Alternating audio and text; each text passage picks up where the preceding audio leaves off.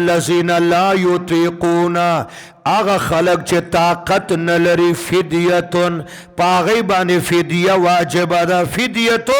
فدیه پی واجبه ده طعام مسکین فمن تطوع چاچه اوک یوکار خیرن نفلی فهو خیر له داغا نفلی کار ده پارا بہتر ده نفلی سده جی تا بانی فدیه که رسل 200 دی ورک تا باندې غنم باندې و په کجورو دی ورکړی او تا باندې یو مسکین ته روټۍ و لسو ته دی ورکړه خو نفلي شوه کنه وان تصوموا خیر لکم خو که تاسو روجي ونیولې په سفر کې دا به تاسو لپاره بهتري ولې تاسو ونه ویلې چې رخصت معنا یسر او یسر معنا متردده ده چې دا په خوړلو کې ده که نیولو کې ده اوس که دې ته ګوري چې منګې خورو اساني ده بیا چې مسافر کور ته راشي ټولې خوري او دی ورته ګوري سختي شو او دلته خو ټول مسلمانان روجه دي البلیة اذا عمت خفت وان تصوم معنا دی یسر من وجهن په عزیمت کې ده من وجهن په رخصت کې ان کنتم تعلمون که تاسو علم لرئ او پوهیږئ چې روجه نیولو کې خیر ده شهر رمضان الذي ګوره جی د روجه او د رمضان د قرآن او د رمضان دا عجیبه جوور مناسبت ده سره روجه په رمضان کې ده رمضان په روجه کې ده یو قرآن په رمضان کې ده او رمضان په قرآن کې ده دومره جوور مناسبت ده مسند احمد 40,000 حدیث دی لوی کتاب دیکھ روایت دا دی واصلہ ابن اسقا رضی اللہ عنہ رسول اللہ مبارک فرمائی چھ دی ابراہیم علیہ السلام صحیفے پا ابراہیم علیہ السلام پا اول دی رمضان بانے دا خودی میاشتو نمونه دی پا اول دی رمضان بانے نازلے وے او تورات پا حضرت موسیٰ علیہ السلام بانے پشپاگم دی تورات رمضان بانے نازلو تورات او انجیل پا حضرت عیسیٰ علیہ السلام پا دیار لسم دی رمضان بانے طول اسمانی کتابون تقریباً و صحیفے دیار لسم بانے انجیل او پا اتلسم بانے زبور شریف او پا سالی رشتم دی رمضان بانے قرآن شریف دا طول پا رمضان کے نازل او دی رمضان ذکر پا قرآن کے دا د قرآن ډیر جوور تعلق د رمضان سره ده او د رمضان جوور تعلق د قرآن سره ده دا دې کې نازل دي شهر رمضان الذي میاشت د رمضان هغه ده شهر رمضان الذي دلته دا خبر د مبتدا مقدر دی پاره ذالک الوقت دا دی روجه وقت نه ده دا مبتدا شوه شهر رمضان دا ورته خبر جوړ شوی دا دی روجه وقت میاشت دی رمضان او رمضان دی رمز نه ده دی رمز معنا دا رجیدل رمضان ته ځکه رمضان وای چې مسلمان روجه وساتي د واړه ګناهونه ټول ورجیږي او د غټو گناهونو د توبې توفیق ورته الله ورکی دویم رمضان د رمز نه ده رمز ویل کېږي زور ورکولو ته او د رمضان روژه د انسان نفس ته زور ورکوي ځکه ورته رمضان وایي یا رمضان د رمز نه ده رمز سوځېدلو ته وایي د عربو ځمکه شګلوړې ده ریګستان او نور ډېر تیز ده نو حالتا چه لوچ اخپی و خپیاب لخپی گرزن و خپی بده سوزی رمضان دی رمز ندم رمز سیزلو توائی اللہ رب ذوالجلال دی رمضان پر روجہ باندے دی روجہ دار گناہون سیزی ختمی مناسبت را گئی میاش دی رمضان آگا دا انزل فیه القرآن دا صفت سو دی شهر دی پارا چه قرآن پاک نازل دا هدن قرآن ہدایت دا للناس دے خلقو دے پارا او اللہ طول اسمانی کتابون دے ہدایت دے پارا را لی گری وبینات حلال و حرام اخکار دی وبینات من الحلال والحرام یو توجیه قرآن کې چې د کومو حلالو ذکر دم ښکاره دي د حرامو تذکره ده ام ښکاره دي یا بینات د بینتون جمع ده یو آیت په خپله معنا باندې واضح الدلالت بینا ټول آیاتونه د قرآن واضح الدلالت دی په خپله معنا باندې مولانا صاحب د قرآن پاک هر آیت په خپله معنا واضح الدلالت خفا پکې نشته نو چې یو آیت واضح الدلالت ده دا ټول آیاتونه واضح الدلالت دي اوس یو سوال پیدا کیږي د طالبای سوال ده د طالبانو وی کله چې اول آیات راته اقرا بسم ربک دا خو شوال کې راغله شوال کې کم چې د رمضان نه پسته او دلته فرمای الله رب ذوالجلال چې قرآن رمضان کې نازل دا اقرا بسم ربک دا شوال کې دا تطبیق به څنګه راځي جواب وکا شهر رمضان الذي انزل فيه القرآن نزول قرآن سو زل شویده څلور اول بارگاه الهینا لوح محفوظ تا درې ځلې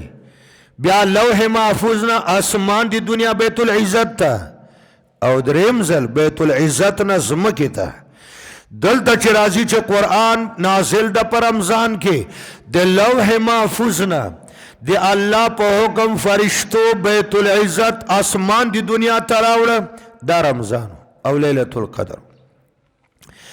او پاتې شوه چې بیا د بیت العزت نه ځمکې ته نازلې ده ضرور نه ده دا درویشت کاله خو ټول په رمضان کې نه و تیر شوي چې کم نازل د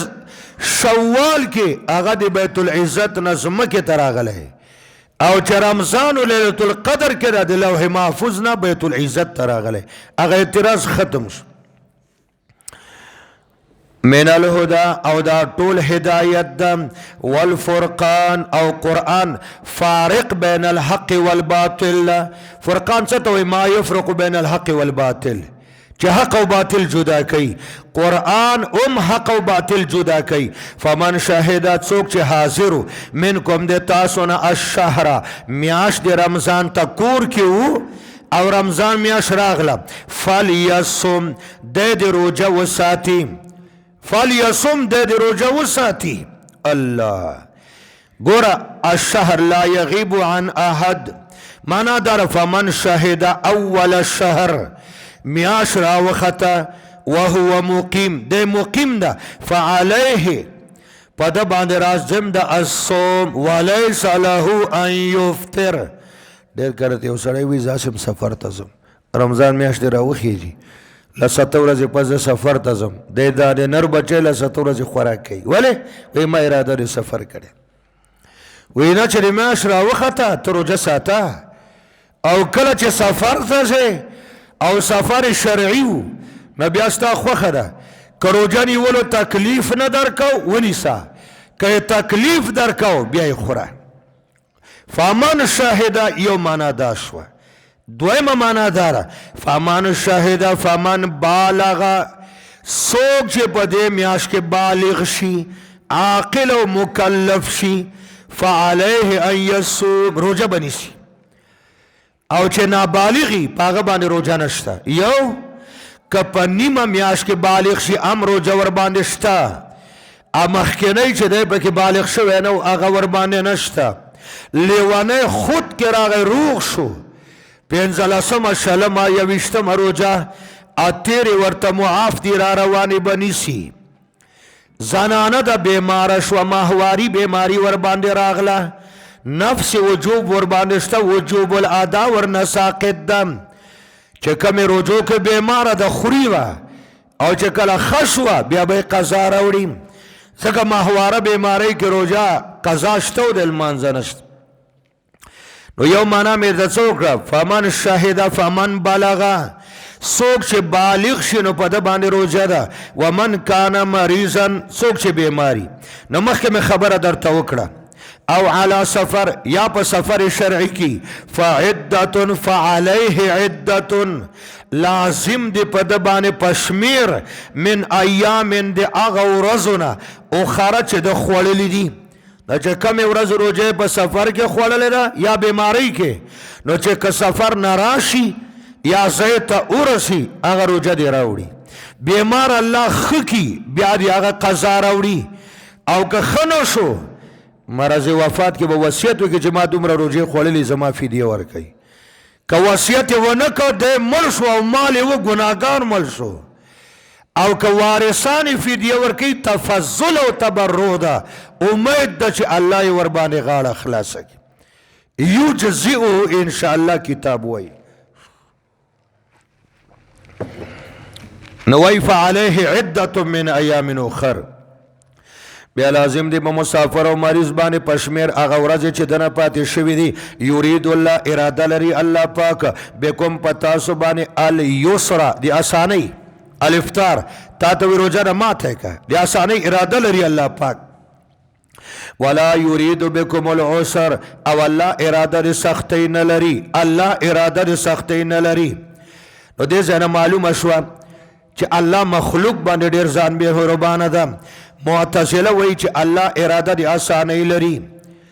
افطار او یو بنده مریض ده او روزه نیسي دا خو به ځان باندې سختی کوي نو د ده اراده د الله د ارادې خلاف شوه ډېر خلک دا وایي زه د مړ شم خو روزه نیسم په سفر کې وایي زه د مړ شم خو روزه ساتم مړه بیا به رمضان راځي یا به نه راځي موږ وایو په عزیمت او رخصت کې علما طلبا په دې پوهیږي څنګه چې الله رب ذوالجلال په عمل بالعزیمت په مدد عزیمت کې راضي کیږي مقیم یې په کور کې روغ رمټ نر خزه روزه ساتي عزیمت په دې الله راضي ده او الله پاک په زمانه د رخصت کې به رخصت راضي کیږي بس مسافر اجازت درته درکړی خورا تکلیف رسای بیمار ډاکټر سپیشلیست درته وویل درې شرطونه مې درته وویل خورا الله خفه کیږي نه دا د خوړلو حکم اجازت هم الله درکړی په مقیم یې څلور رکعاته کوه په دې الله راضي ده او چې مسافر دوه کوه په دې دوه الله راضي کیږي ځکه دوم دی الله حکم ده او دا څلورم دی الله حکم ده نو اوس معتزله وایي چې الله اراده دی اسانۍ کړې ده یو بنده وایي زه دوه نه څلور رکعاته کوم ولې څه چل ده او زه روزه ساتم سړی څه چل ده بیا به رمضان راځي یا به نه راځي وایي ګوره تا سختي وکړه په ځان اراده د سختۍ لرې الله اراده دی اسانۍ لري دا ستا اراده دی الله د ارادې نه خلاف شوه نو د انسان اراده مغایر او بدله شوه د الله د ارادې نه وایي ځکه خو موږ دا وایو که نه ځکه خو موږ دا وایو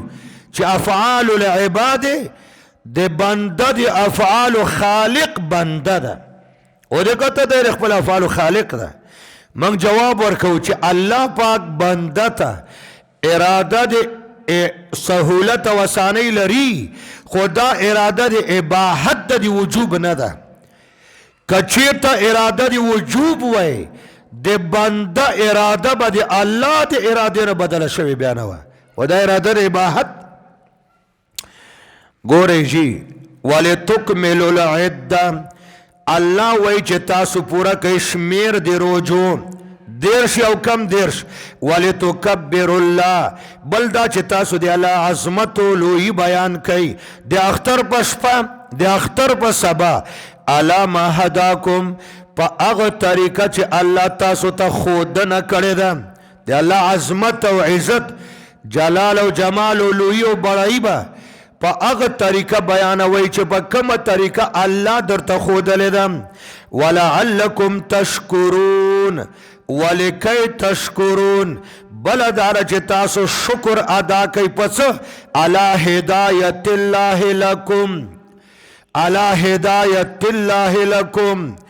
په هغه هدایت شکر ادا کوي چې الله تاسو ته کړی ده یو ولعلکم تشکرون ولکی تشکرون علی ما انعم به علیکم په هغه نعمتونو چې په تاسو باندې کړي دي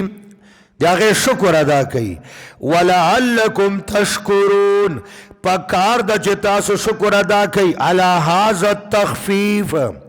علی هذا التخفیف اوس وګورئ اوس کوم بیماران وي او الله موږ ته ویل چې مړی که پاتې کېږي روزه ساتي څومره سختی وه الله وینا نه که بیماري دې سختېږي وخوره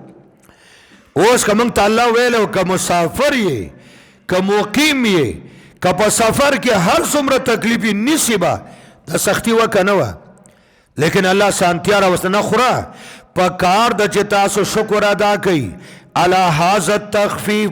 په دغه سانتیا چې الله تاسو سره کړې ده واذا سألک عبادی عني قرآن کې الله فرمایي اجیب دعوت الداع اذا دعان ز قبلوم دعا د دعا کون کی چې کله د ماته دعا کوي او خلق وای من خو دعا کو قبلیږي نه د دې شل جوابونه احادیثو کې راځي یو دا چې دعا کوي نو آداب د دعا په ځای کې او دس باندې کړی زړه باندې فارغه کړی د خیالاتو سوچونو فکرونو نه مخ په قبله باندې بناسته ذهن باندې برابرۍ خوراک باندې حلال کړی خوله باندې رښتیا خبرې راغلی دروغ باندې راغلی سوال او دعا باندې مناسب او جایز ای نامناسب او ناجایز باندې ته ګوره چې بیا قبلیږي که نه بیا قبلیږي حسن بصری نه چا تپوس وکړو الله وی دعا کوو من زه قبلو منګ کوو نه قبلیږي حسن بصری ورته وای مرګ منې ورنه ویریږي نه جهنم منې ورنه تختېږي نه جنت منې طلب نه کوي مړی دفن کوي عبرت نه نالې خوراک کوي تمیز نه کوي چې دا حلال ده که حرام څنګه به دې دعا قبلی ګورئ جی وَإِذَا سَأَلَكَ عِبَادِي عَنِّي کله چې سوال وکړي تا نه زما بندگان چې دا زمونږ رب لرې ده چې په زوره ورته چغې وهو او که نږدې ده چې به مزه مزه ورته دعا وکړو نو ورته ووایه فإني قریب زه دې بنده ته ډېر نږدې یم قریب الاجابه یو قریب الاجابت د ده دعا قبلېدو ته زه ډېر قریب یم زر یې قبلوم او دویم قریب من سماع الدعا دعا د ده د خولې نه وتې نه چې زه قبلوم خو شرط داره چې آداب او شرایط به په ځای کړي وي آداب او شرایط به په ځای کړي د دعا به اجیب دعوت الداع اذا دعان دعا به زه قبلوم فلیستجیبوا لی فلیستجیبوا یو معنا دا شوه فلیدعونی صرف او صرف ما ته د دعا کوي ما نه څه غواړي موسی علیه السلام چاته دعا کوله نوح علیه السلام چاته وکړه یوسف علیه السلام چاته وکړه هر نبی الله ته کړی ده رسول الله مبارک صحابی ته وی اذا استعنت فاستعن بالله واذا سألت فاسأل الله الله نه سوال کوه دویمه معنا وکړه فلیستجیبوا لی زما بندگان د زما طاعت او عبادت وکړي زه به دعا قبوله کړم خو زما بندگان دې زما طاعت او عبادت وکړي یو ولیؤمنوا بی د دې درې معناګانې دي اول پورا یقین دی وساتی په ما باندې دویم پورا اعتماد دی وکي په ما باندې پورا یقین سره پورا اعتماد سره پورا وثوق سره بعض خلک وایي یاره دعا کو خدای خبر شه قبلیږي کنه دا خو یقین نشو کنه دا په الله بدګماني ده الله وی فلیحسن بی الظن زما بندر به ما ښه ګمان وکي چې زما رب زما دعا قبلوي او ته چې وای خدای خبر شه قبلیږي که نه دا خو په الله بدګماني ده نو چې یو بنده په دعا کې په الله بدګماني کوي نو بیا به الله څنګه د دعا قبلوي نو دا معنا شوه وای جي ولیؤمنوا بی یقین د مضبوط ساتي په ما باندې ولیؤمنوا بی پورا اعتماد او بروسه دی کوي په ما باندې ولیؤمنوا بی حسن ظن دی کوي په ما باندې نسوء ظن لعلهم يرشدون لکی يرشدون زکه د ایمان او یقین او اعتماد وکړي چې دوی ته هدایت وشي احل لکم لیلة الصیام الرفث الی نسائکم دوی ته ما حلال کړی د تاسو دپاره ګورئ جي شان نزول د دې آیاتونو څه و لږ مخکې مې درته ویل چې پنځه قسمه تغییر او تبدیل راغی په ابتدا د اسلام کې دا مسله وه چې ماښام به کور ته راغلی او سترګې به دې پټې شوې وده به شوې بیا به درته حکم چې اوس به سبا پورې بیا روژه ساتئ عین تر بل ماښامه یو دوه واقعې وشوې یو د قیس ابن سرم رضی الله عنه او بل واقعه د عمر ابن الخطاب رضی الله تعالی عنه او درېمه واقعه د کعب ابن مالک وشوه او مسند احمد کې یو روایت ذکر ده د معاذ ابن جبل حدیث ده او واقعه داسې وشوه یو خو په دې کې یو صحابي ده زمیندار د مدینه منورې هغه غریب ټوله ورځ زمینداري کړې وه نو مر د هغه ځای ډېر ګرم ده د حجاز مر ډېر ګرم چې ماښام کور ته راغی غریبي وه فقیري وه بیبی روژه ماتې نه وه برابره کړې څه په کور کې نه و بیبي ورته وایي ټوله ورځ دې چې زمینداري کړې ده ستومانه یې کښېنه چې وده نه شي او که وده شوې بیا به د شپې هم روژه ساتې نو زه ګاونډیانو کره ځم تاله څه د روژه ماتې دپاره راوړم دا چې ګاونډیانو کره بیبي لاړه دا خاوند یې وده شو ځکه ستړی و ستومانه و بیرته چې بیبي راغله خاوند یې وکته وایي انا لله و انا الیه خفه شوه دا صحابي د ورځې هم روژه و د شپې هم روژه و سبا بیا روژه ده بس دا کچی غرمه ټیم و کچه غرمه و پټي کې کار کو چې را پرېوت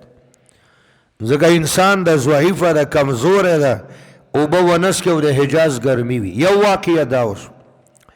دوه واقعې چې عمر صاحب ته پیښې دي او قیس ته هغه داسې وی چې دوی ماښام نه پس بیبي کور والا وده شوې ده عمر فاروق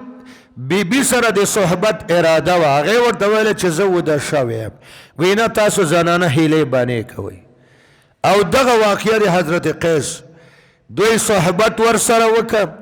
راغله نبی علیه السلام ته قربان ځانم هلاک که او ښځې هم هلاکې کړې ولې وی دغه شان د آرام نه پس هغې سره صحبت آیات راغی اوحل لکم ما حلال که تاسو دپاره لیلة الصیام په شپه د روژه کې الرفث الی نسائکم رفث درې معناګانې دي رفث چې ښځه او خاون په خلوت کې چې ځان له په خپله کمره او بیټ کې پراته وي کمې خبرې چې کوي د صحبتو نه مخکې هغې ته رفث وایي دویم رفث صحبت او مجامعت ته وایي جسمانی تعلق ته د خاوند او د ښځې ما حلال که تاسو دپاره رفث جسمانی تعلق او صحبت الی نسائکم مع نسائکم د خپلو بیبیانو سره هن لباس لکم دا ښځې ستاسو دپاره جامې دي وانتم لباس لهن او تاسو د ښځو دپاره جامې یی الله اوس ښځو ته وایي چې تاسو د خاوندانو جامې او خاوند ته وایي چې تاسو د ښځو دپاره جامې درې تفسیر علما کوي اول لکه څنګه چې د جامه باندې بدن پټي جامه واچوه بدن ستر دې پټ ته مستور او محفوظ یې نو جنۍ چې واده شوه د واده نه پس د ګناه نه محفوظ او مستوره ده نو په خاون باندې او خاون چې محفوظ او مستور ده نو په ښځه باندې نو دې نه تعبیر په څه وکړه مجازن کپړو باندې کپړو باندې بدن محفوظ او مستور د عورت د نه ښکاري نه په ښځه په خاون محفوظه شوه د ګناه نه خاون په ښځه باندې محفوظه لکه بدن چې پټ شي په کپړه او محفوظ شي د عورت ښکارېدلو نه دویم لکه څنګه چې بدن په کپړو باندې پټي د ښځې ټول رازونه دا د خاون سره پټ او محفوظي او د خاون ټول رازونه د ښځې سره هغه راز او نیاز چې د دې زوی مور ته معلوم نه ورور او خور ته ښځې ته معلومي هغه رازونه د ښځې چې خواخس خرته او خپل پلار و مور ته معلوم نه خاوند ته معلومي دی وجنه نبی پاک وایي په هغه جنۍ د لعنتي چې د خاوند رازونه نورو ته ښکاره کوي او بیانوي او په هغه خاوند د لعنتي چې شپه د بیبي سره تېره کړي او د ښځې رازونه سبا سړو ته وایي نو ګوره د ښځې رازونه خاوند سره پټ دي او د خاوند لکه بدن چې په کپړو پټ ده او درېمه ترجمه یې وکړئ هن لباس لکم دا ستاسو ښځې دا ښایست دي د تاسو لپاره تاسو به د ښځو باندې ښایستی ځکه الله ستاسو د حیا او د عزت او د شهوت حفاظت په دی وکړه وانتم لباس لهن او ای زنانو تاسو ښایستی په د خاوندانو باندې بس واده دې وکړه ته په خاوند ښایسته شوې خاوند په تا باندې ښایسته شو لکه ګوره جی الناس باللباس و انسانان په لباس باندې وي ښځه ده الله ورته ښه صورت او صحت ورکړی که د 500 روپو جوړه واچوي ښایسته پې ښکاري او یوه ښځه داسې ده چې نه صورت لري او نه سیرت لري او نه صحت که 1,00,000 روپۍ جوړه ورته واچوي پیڅه همداسې سړی هم ده الناس باللباس نو ښځه د خاوند دپاره ښایست او زینت او خاوند د ښځې دپاره او څلورمه معنا هم درته کومه خیر ده که وخت ولګېد او زما مرۍ خرابه هن لباس لکم وانتم لباس مشتمل ده په دې بدن باندې بدن مشتمل ده په دې کپړو باندې او لباس باندې ایشتمل کل واحد منهما صاحبه اوس وړاندې نشم ویلی پیر صاحب بیا حیا راځي ایشتمل کل واحد منهما صاحبه دا ګوره تفسیر ویلی زه یې له ځانه خو نه کوم والله که یې له ځانه و خو چې ښځه خاوند سره یو ځای شي ځان له کمره ده نو بس څنګه چې کپړې غاړه ورکړې ده بدن ته او بدن غاړه ورکړې ده کپړو ته خو دغه صورتحال جایز د ښځې خاوند منځ کې وي که نه اورئ ښه جي لاندې ګورئ وعلم الله ته پته ده انکم کنتم وی تاسو تختانون انفسکم چې خیانت هم کو د خپلو نفسونو سره دا ډېر لوی خیانت ونه د شپې هم روژه ولري د الله حکم خو تاسو خیانت دا وکړه چې پوره نه شو که نه یو صحابي ده هغه ته رسول الله وی ولې دا اوس مسله ده د دین په مسایلو کې شرم نشته منو چې بلا بیبیانې طالبات معلمات خو دا د دین مسله ده هغه ته رسول الله ویل چې و د خدای ولي نو ولې دې دا کار وکړه تا ته پته نه وه چې د ماښام نه پس چې ښځه وده شوي بیا هغې سره هم بستري جسماني تعلق و یاره قربان وی زه چې ماخوستن کور ته راغلمه په بام باندې مې کور والا اکثره خلک بامونو باندې وده کېدل وی کور والا مې پرته وه او دا پینسې لږې راوچتې کړې وې او پایزیبونه یې په خپو کې اچولې پانزیب یا پایزیب دا ښځو دپاره جایز دي خو چې د کوره بهر ځي نه به یې اچوي کور کې وی چې ما یې پنډو ته وکتل نور بس جي ټینګېدی نه شوم بس ځان مې م غرق که او ښځه مې م غرق که معنا خیانت وشو که نه رانه الله وی ما ته پته وه چې تاسو به خیانت فتاب علیکم الله ستاسو توبه قبوله کړه العفو عن ذنوبهم اکمه گناه خطا چې وای معاف دویم العفو عن تحریم ذلك بعد النوم العفو عن تحریم ذلك بعد النوم الله تاسو توبه قبول کړه د آرام نه پس چې کوم حرمت او د خوراک او اسکاکو جسمانی تعلق هغه ختم ک وعفا عنکم الله درگذر وکړه تاسو نه تیر شو فالآن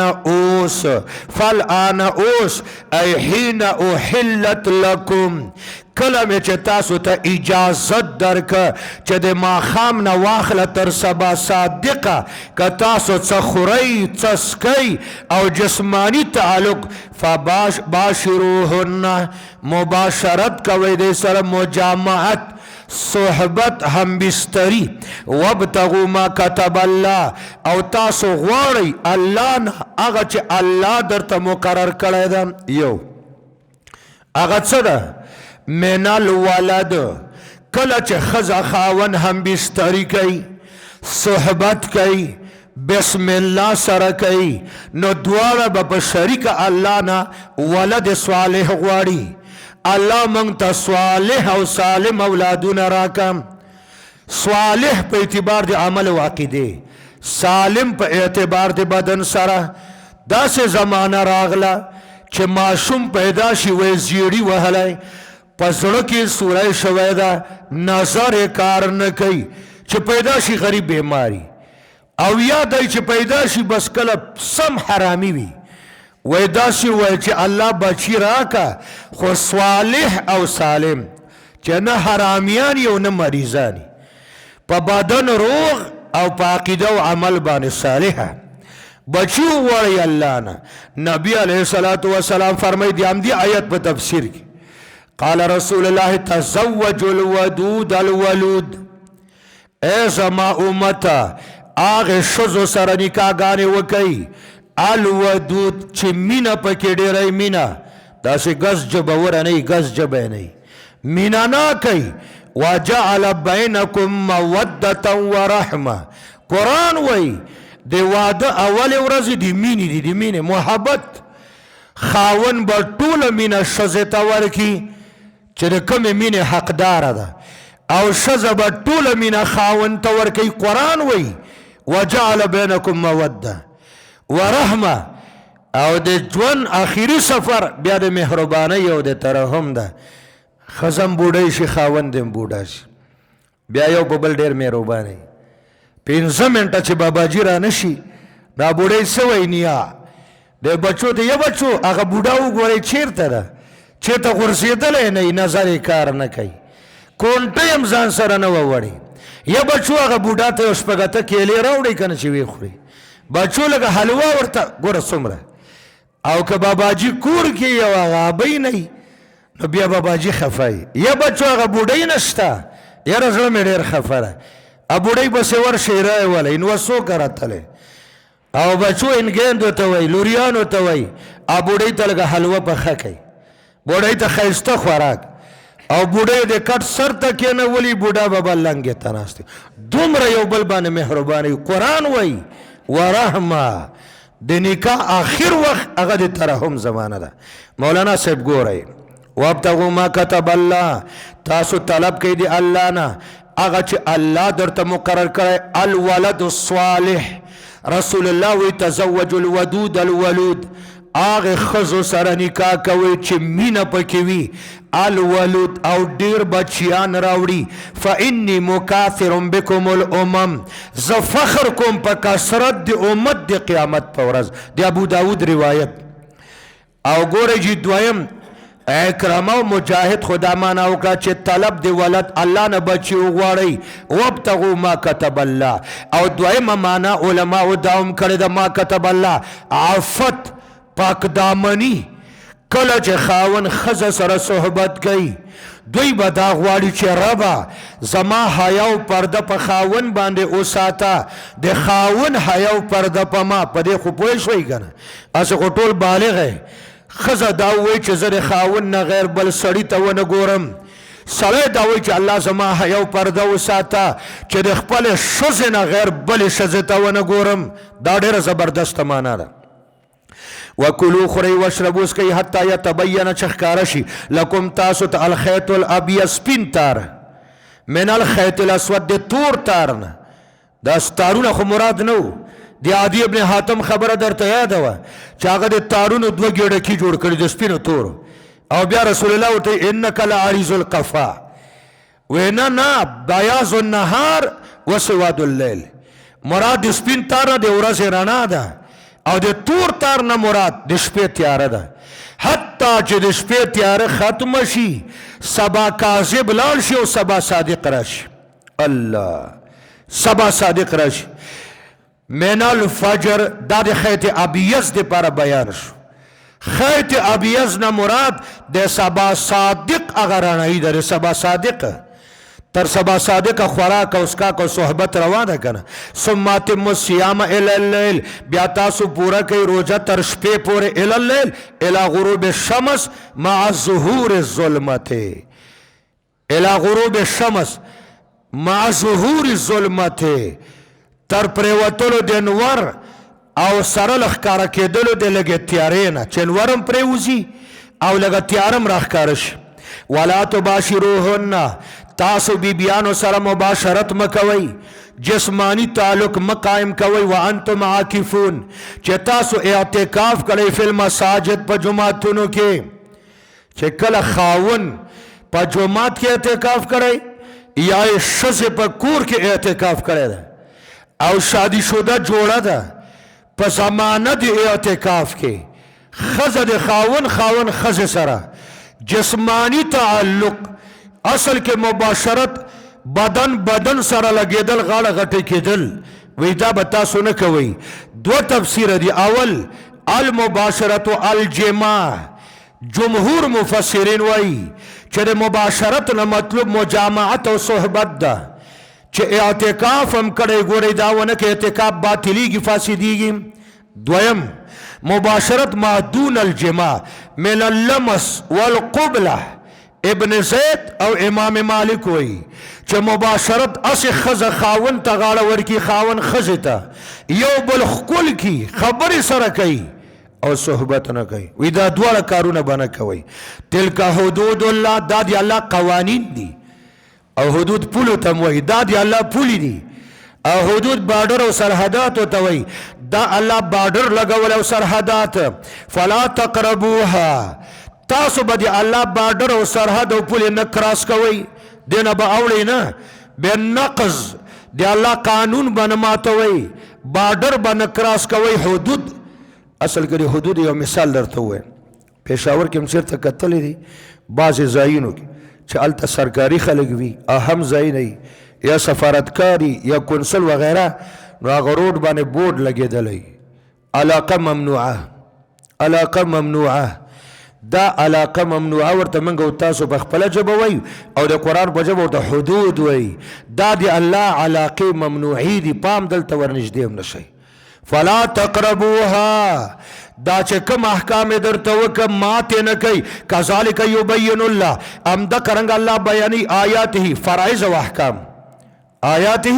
فرائض و احکام للناس مسلمانانو ته لعلهم یتقون لکی یتقون عن غضبه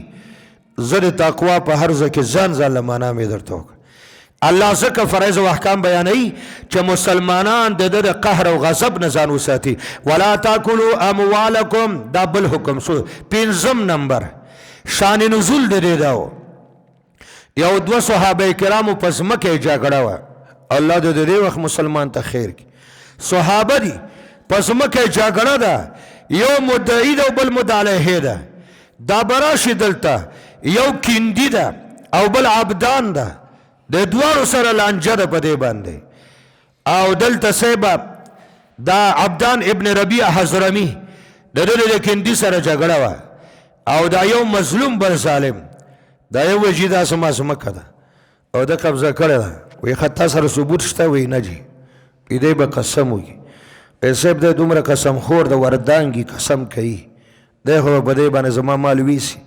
نبی پاک ورته ویلې چې په ده باندې ستا حق بغیر د قسمه بل څه نشته اوس که داسې یو مسله وي چې پردی ځمکه ده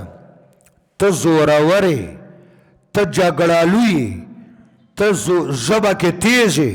دا بل کمزور د غریب د مظلوم د بے زبانه ده او تا حکومت وقت ته پیسې ورکړي دي او ته هغه ته وایې چې دا ځمکه ما پسې ولیږه بس دا زما که وتطلب الى الحکام نبی علیه الصلاة والسلام فرمایي وی که څوک دا کار کوي په ناحقه په پردي جایداد دعوه کوي سرکار ته پیسې ورکوي رشوت ورکوي پردی ځمکې وی دا ځمکه نه ده د ځمکې پیداوار نه ده او حکومت وقت د ځمکې فیصله نه ده کړې بلکې دا د جهنم د اور فیصله د په حق کې کړې د جهنم د اور فیصله تاسو ګورئ ولا تاکلوا اموالکم تاسو مخورئ خپل مالونه بینکم په خپل منځ کې بالباطل په ناحقه غصب یو د بل ځمکې په زبردستۍ مه نیسئ ظلم او دارنګې جواري مه کوئ دارنګې نور ظلم مکو رشوت سود کرپشن وتدلو بها او تاسو رسوي الى الحکام دا خبر حکمرانانو ته سمانا ولا تتوسلوا بها بالرشوة الى الحکام تاسو دا خبر او دا کیس حکمرانانو ته مرسوي حکومت ته چې رشوت ورته ورکوي او پردی حق ځان پسې لیکي نو فریقا من اموال الناس لتأکلوا چې اخري فریقا یو ډله چې ظالم ده من اموال الناس پردی مال بواسطه حکم الفاسد دا ټکی راوړي بواسطه الحکم الفاسد یو ظالم حکمران یو ظالمانه فیصله وکړه ستا په حق کې او ستا ځمکه نه وه جایداد او مال بیدار یې وخوړه بالاسم په دروغه بالاسم په ظلم بالاسم په ناروا وانتم تعلمون تاسو ته ښه پته ده چې پردی ځمکه ده په پردی ځمکه دعوه کول ګناه دي دام در تا پتره چې شهادت د دروغو ده دام در تا پتره چې رشوت می ورکړه حاکم وقت ته حکمران ته حکومت ته دام ناروا دي یسألونک عن الاهله سوال کوي دا شپږم نمبر حکم اے دی الله پیغمبر صحابه کم سوالونه کول څومره سوالات چې صحابه او نبی پاک نه کړي هغه ټول قرآن راوړي بې ځایه تپوسونه صحابه و نه دي کړي څه 12 تپوسونه دی ټول قرآن کې دي سبب د نزول یې دا و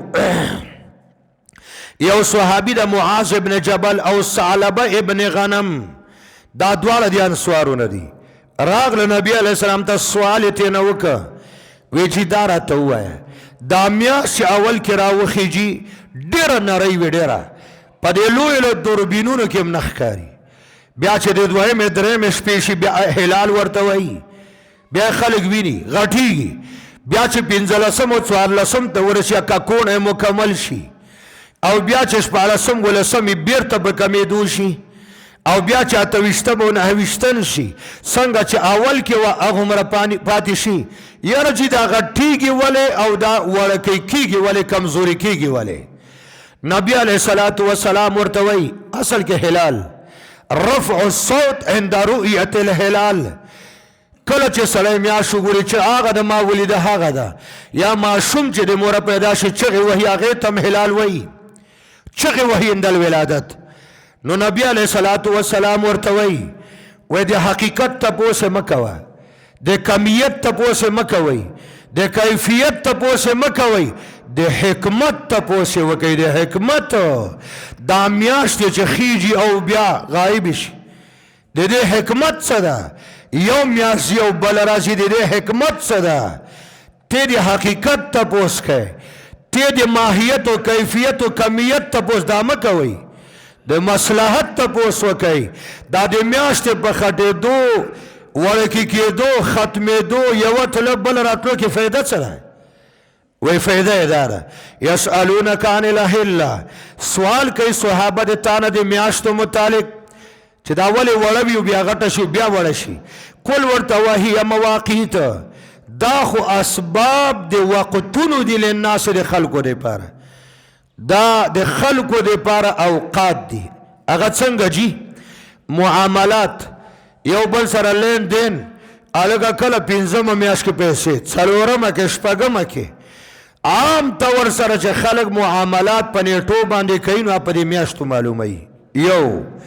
والحج او دې سره معلومیږي هغه ټایم او موده د حج شوال ذوالقعد ذوالحج نو که دا میاشتې راختی نه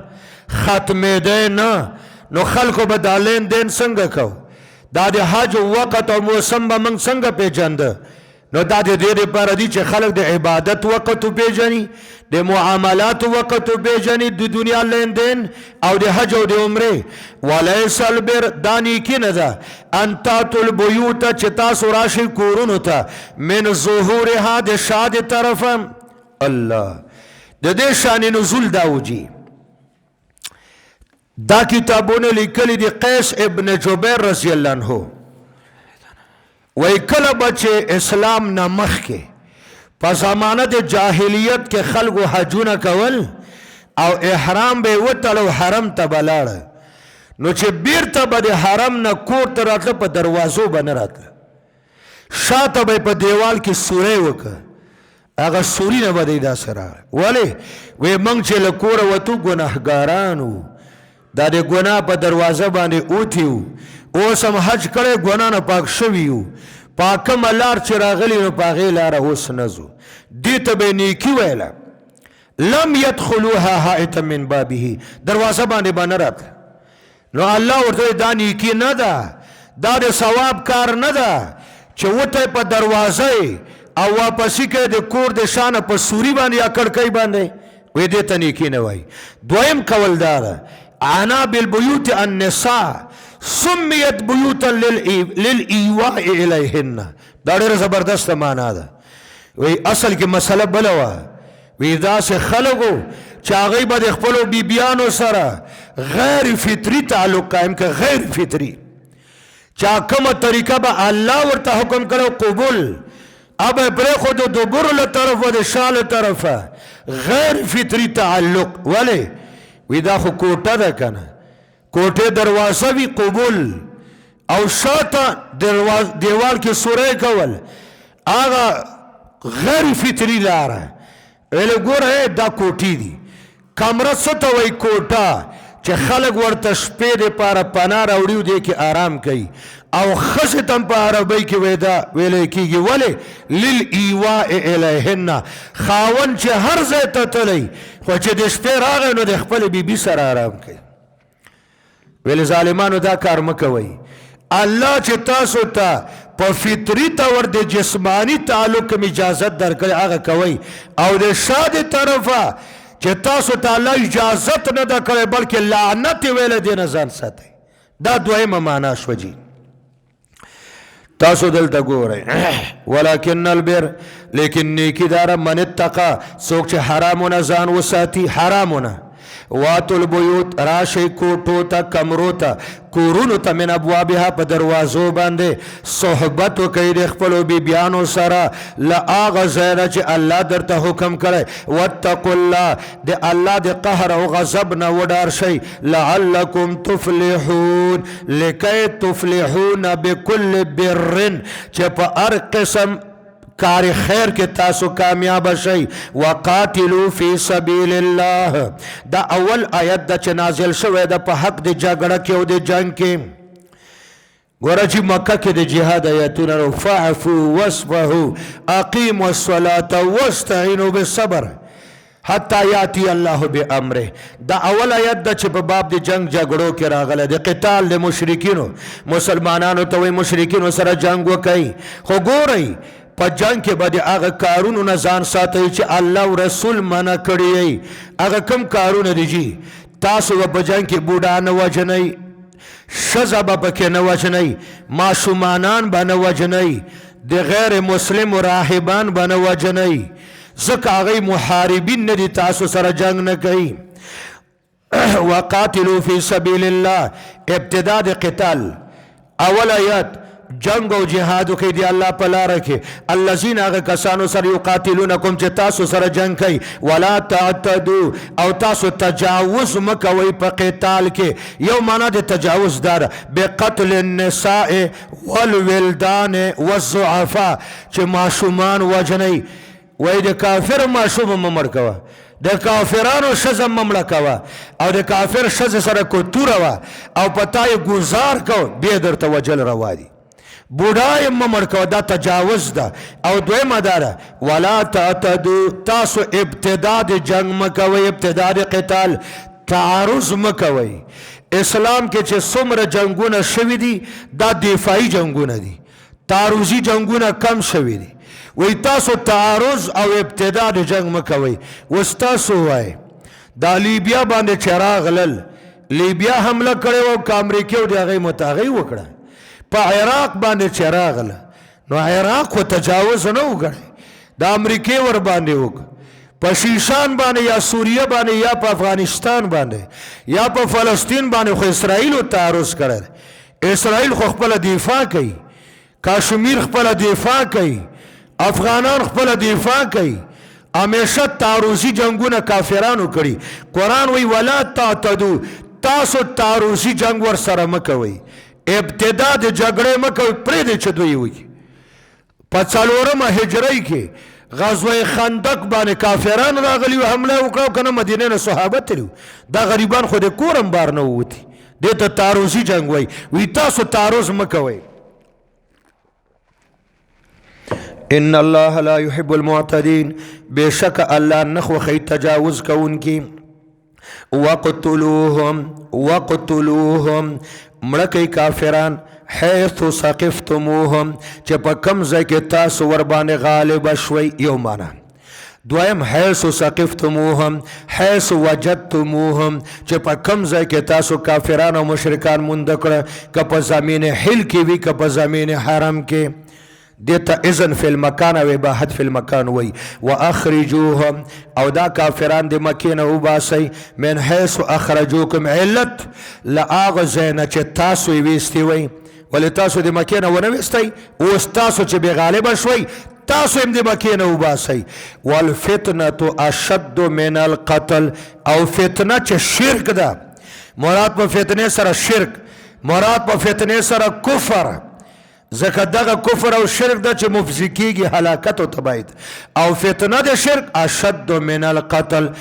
د دې ګناه ډیره ده له هغه قتل کولو نه په حرم او زمین حرم کې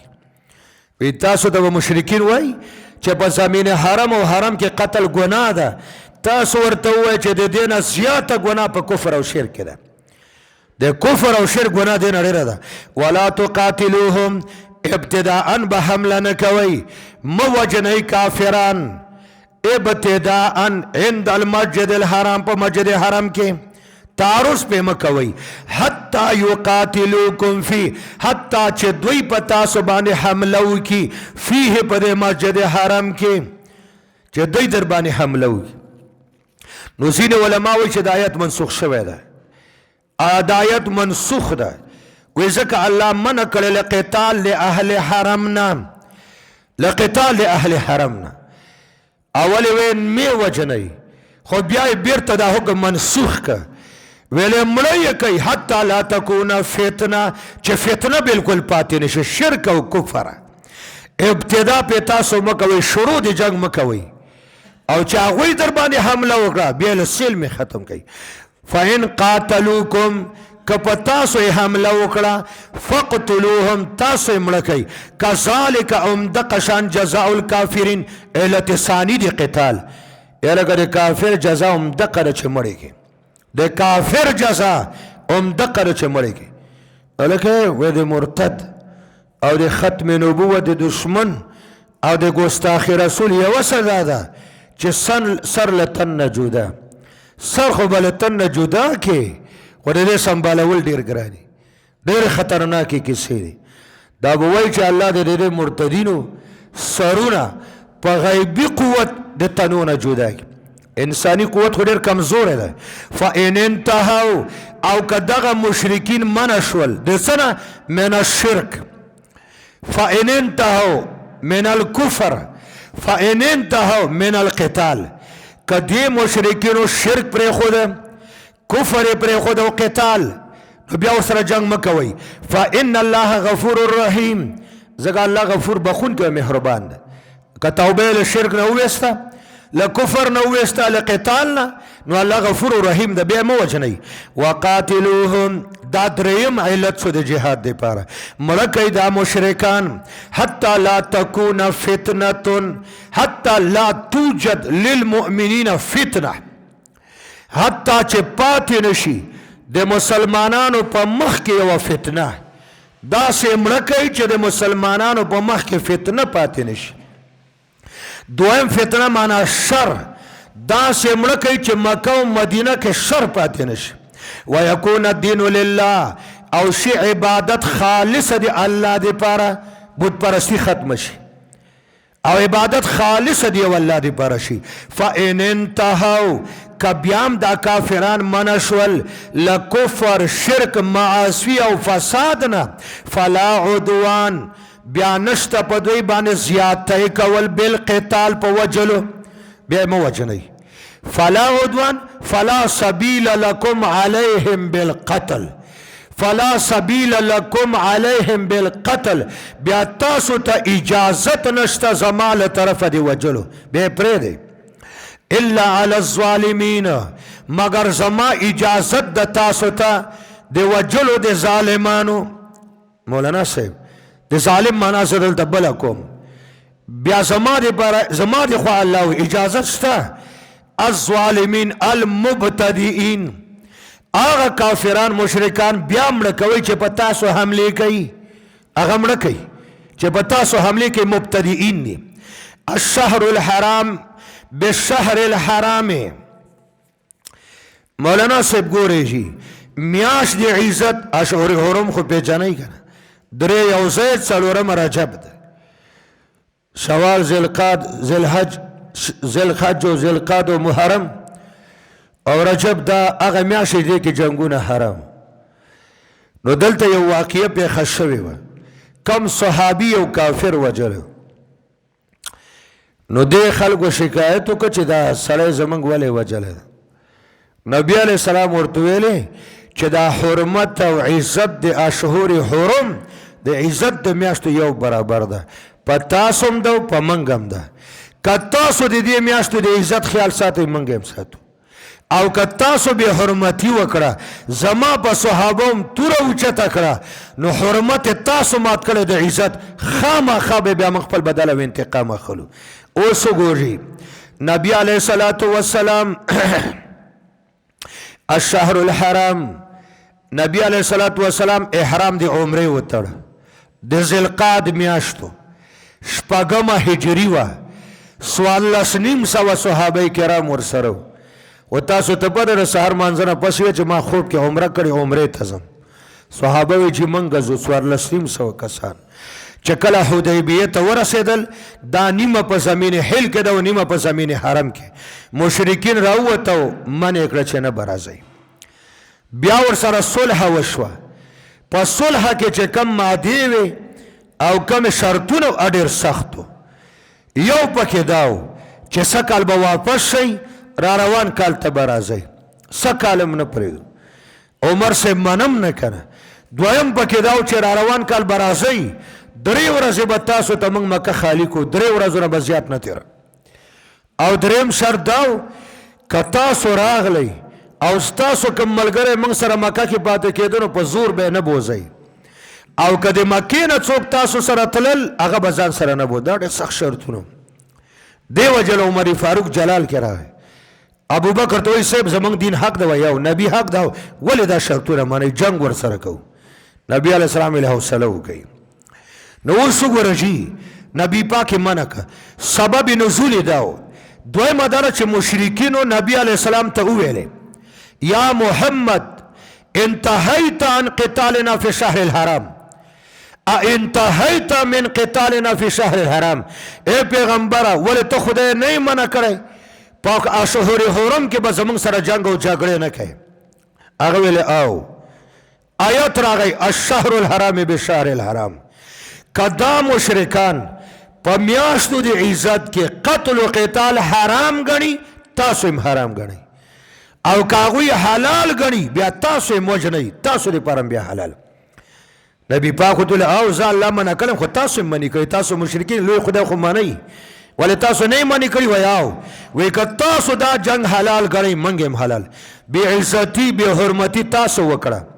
او که تاسو حلال نگڑی منگم حلال نگڑو الشهر الحرام اغا میاشت دی عزت بشهر الحرام پا مقابل دی میاشت دی عزت کی دی والحرمات او عزتنا قصاص دا سر پا سر دی و برابر دی فمن اعتدا چاچه تجاوزو که بالقتل پا سبب دی وجلو علیکم پا تاسو بانے فی شهر الحرام تکے ورسرکی دا پا اشهر حرم کے کہ یو کافر بتاسو تجاوزو کا حملہ وکڑا مڑے کئی فاعتدو علی تاسو مربانی حملہ کئی مڑے کئی بے مثل ما اعتدا علیکم پا مثل دے آغے حملی او تجاوز چے دوی بتاسو باندے کرے واتقوا اللہ او ابتداء دے حملون زان وساتی ابتدا د جنگ مکوي چې د میاشتو بې عزتي را نشي واعلموا پوه شئ ان الله بېشکه الله تعالی مع المتقین دا د مجاهدینو سره ده مع المتقین مع المجاهدین بالنصره الله ملګری د مجاهدینو ده په نصرت او مدد او غلبه نصرت او مدد او غلبه مجاهدینو ته ورکوي ګوره دا اتم ځای ده متقی ټکی راځي موږ جدا معنا کوو وانفقوا فی سبیل الله ترغیب الی الانفاق فی سبیل الله ما تاسو ته ویلو جهاد ته دوه څیزونه پکار دي